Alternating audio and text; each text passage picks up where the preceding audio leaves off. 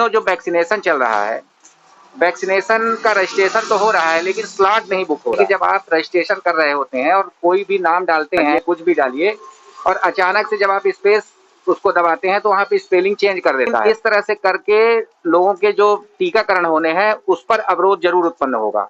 दूसरी बात, जो रीवा जिले में वैक्सीनेशन होना है, चाहे आप रात को 12 बजे उसको खोलिए, स्लॉट बुक करिए, चाहे सुबह 9 बजे खोलिए, किसी समय अवेलेबिलिटी नहीं रहती, केवल जीरो दिखाता है। इस पर हम चर्चा करते हैं वरिष्ठ किसान नेता से कि अगर अभी मध्यम वर्गीय परिवार और सामान्य वर्ग के लोग इस एप्लीकेशन से अपनी वैक्सीनेशन के लिए प्रयास कर रहे हैं, अगर गरीब आदमी, हरिजन, आदिवासी, इस तरह के लोग जब करना चालू कर देंगे तब क्या होगा वकील साहब?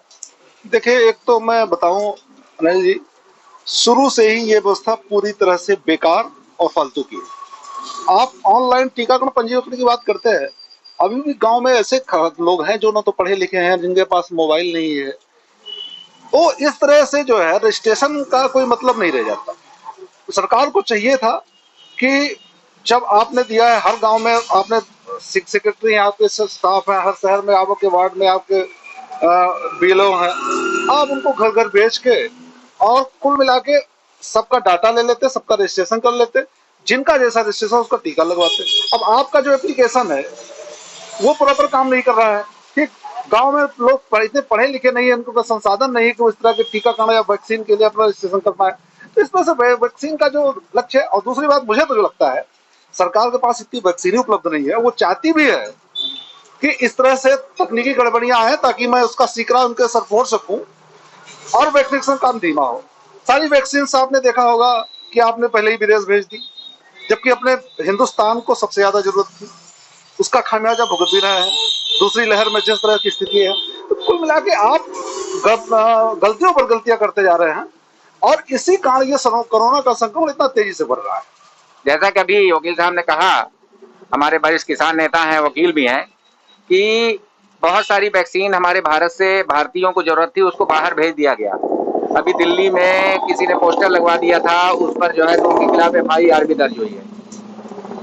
अगर कोई सरकार का विरोध करता है तो उस पर FIR दर्ज करना तो हम ठीक है, मानते हैं अगर कोई गलत तरीके से विरोध करे, लेकिन कोई अपनी बात रखता है कि आपने वैक्सीन को क्यों बाहर भेज दिया, आप पहले भारतीयों को लगाते, फिर उसके बाद जब जिसको जरूरत होती उसको देते, इस पर अपराध पंजीबद्ध करके लोगों की आवाज को दबाना क्या उचित है या नहीं है, इस पर भी चर्चा करते हैं। देखिए, भारत के लोकतंत्र में कुछ नई चीजें हो रही हैं जो शायद हम सबको स्वीकार नहीं करना चाहिए। आप अगर किसी गलत बात को किसी फोरम पर उठाते हैं, अपनी बात कहते हैं कि भैया ये चीज गलत है, तो उसके विरुद्ध किस तरह की कानूनी कार्रवाई किसी भी स्वतंत्र व्यक्ति की के आवाज को दबाना है, उसका गला दबाना है लोकतंत्र का। और सबसे बड़ी बात कि आप भारत के इतिहास में इतने सारे आंदोलन हुए, ठीक है, आंदोलन के या किसी चीज का विरोध के बाद ही सुधार होता है, तो लोग कल से आप सुधार की उम्मीद छोड़ दीजिए, उसकी गुंजाइश नहीं रह जाएगी, लोग बोलना बंद करने के मारे डर के।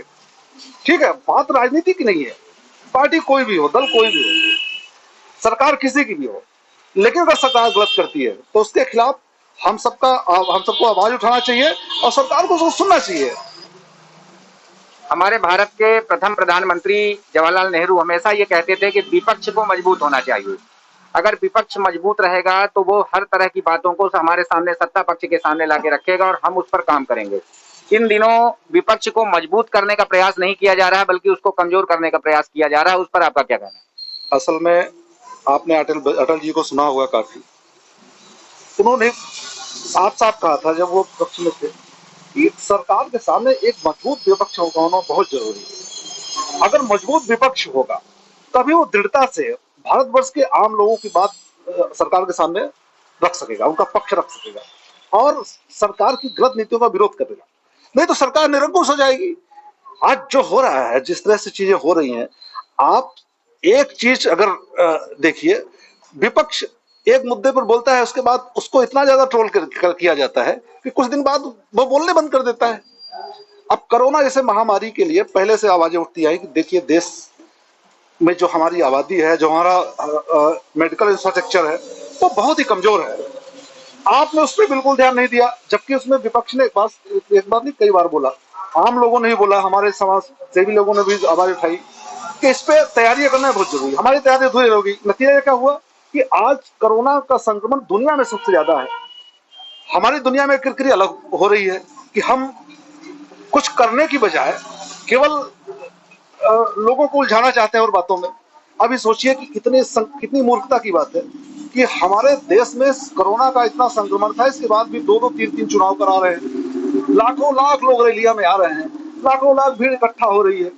अब सोचिए कि वो एक जीतता जागता बम एक भीड़ में आ गया। आप सोचिए कि वो बम ऐसे फूटता है, ये बम ऐसा कि 1 लाख लोगों को संक्रमित कर सकता है, उसमें चेन बन जाएगी। इस तरह की जो चीजें हुई, ये कुल मिला के मजबूत विपक्ष अगर नहीं रहेगा, अपनी आवाज को बुलंद नहीं करेगा, इस देश की जनता की आवाज को बुलंद नहीं करेगा, तो इस देश के लोकतंत्र का भगवानी वाली। ये थे हमारे बीच किसान नेता वरिष्ठ अधिवक्ता राम जी भाई, जिन्होंने बाकी तरीके से बताया कि इन दिनों देश के हालात क्या हैं।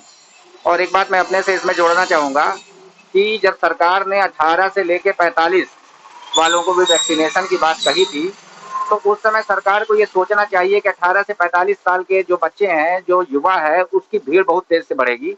उसको पहले से वैक्सीन का इंतजाम कर लेना था और उसके बाद ही इस तरह से वैक्सीनेशन की बात करनी थी, ताकि जिस तरह से लोग परेशान हो रहे हैं, गांव-गांव लोग परेशान हो रहे हैं, दिनों रात मोबाइल में वो स्लॉट बुक करने का प्रयास कर रहे हैं, इस तरह की परेशानियों से हम लोग बच जाते। अब हमारे बीच सब्जी व्यापारी नवीन पुरवार जी हैं, आइए इनसे बात करते हैं कि इनको इस समय मंडी में या सब्जी बेचने में क्या दिक्कतों का सामना करना पड़ रहा है। ये है कि जो है कि सब्जी बेचने वाले रात में आते हैं, अब मान लीजिए आगे लूट जाए तो उसका क्या दिक्कत है भाई। प्रशासन तो वहाँ पर रहती है, बाकी तो आगे रहती नहीं है भाई। सब्जी लेके आए, वहाँ बेचे, पैसा लेके जा रहे, कुछ लेके जा रहे, आगे लूट जाएगा, उसमें प्रशासन का कोई तो वह जिम्मेदारी है नहीं कि आगे जाके क्या होता है। इसलिए हम ये चाहते हैं कि सवेरे 5 बजे से लेकर 9 बजे तक मंडी आप सवेरे कर दिया जाए, सबसे अच्छा रहेगा। ये आपने सुना, व्यापारियों की यही मांग है कि सवेरे 5 बजे से लेकर सुबह 9 बजे तक 4 घंटे का समय दिया जाए, ताकि व्यापारी लूटने से बच सकें और उनको व्यापार करने में ज्यादा कोई दिक्कत न हो। यही चाहते हैं ना? जी जी। आज की विशेष खबर यहीं तक, बाकी खबरों के साथ पुनः मिलेंगे। तब तक के लिए नमस्कार, प्रणाम।